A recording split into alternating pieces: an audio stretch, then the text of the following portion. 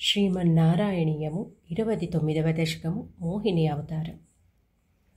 ఉద్గచ్చతస్తవ కరాదమృతం హరత్సు దైత్యేషు తాన శరణాననునీయ దేవాన్ సద్యస్థిరోదదిథ దేవ భవత్ప్రభావాత్ ఉద్యత్స్వయూథ్య కలహాదితిజా బభూవుః.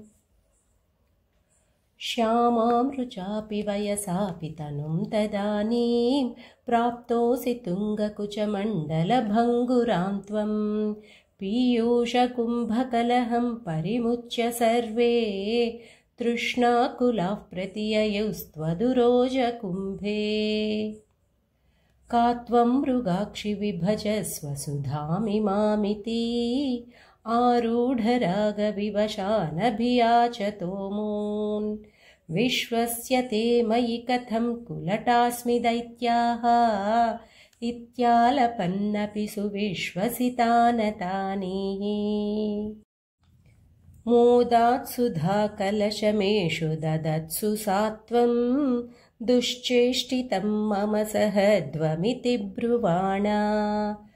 पङ्क्तिप्रभेदविनिवेशितदेवदैत्या लीलाविलासगतिभिः समधासुधान्ताम्.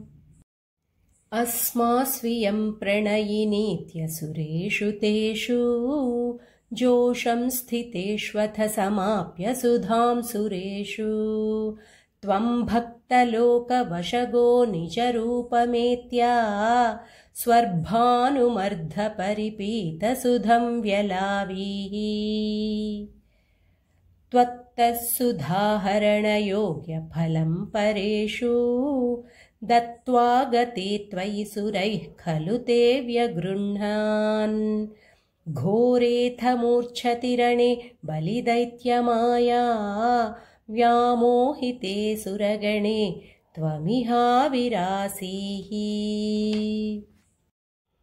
त्वं कालनेमिमथमालिमुखाग्नघ्नन्थ शक्रो जघानबलिजम्भबलान् सपाकान्. शुष्कार्द्रदुष्करवधे नमुचौचलूने फेनेन नारदगिरान्यरुणोरणन्तम्.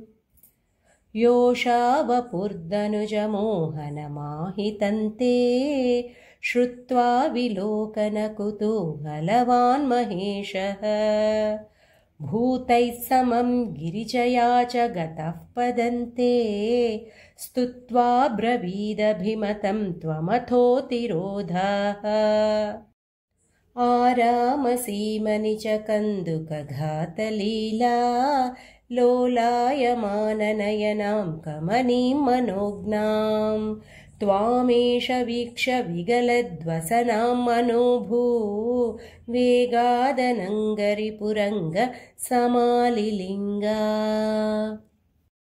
भूयोऽखीपि विद्रुतवतीमुपधाव्य देवो वीर्यप्रमोक्षविकसत्परमार्थबोधः. त्वन्मानितस्तव महत्त्वमुवाच देव्यै तत्तादृशस्त्वमववात निकेतनाथ. మోహిని అవతారము అను 29వ దశకం సమాప్తం. హరే శ్రీనివాస.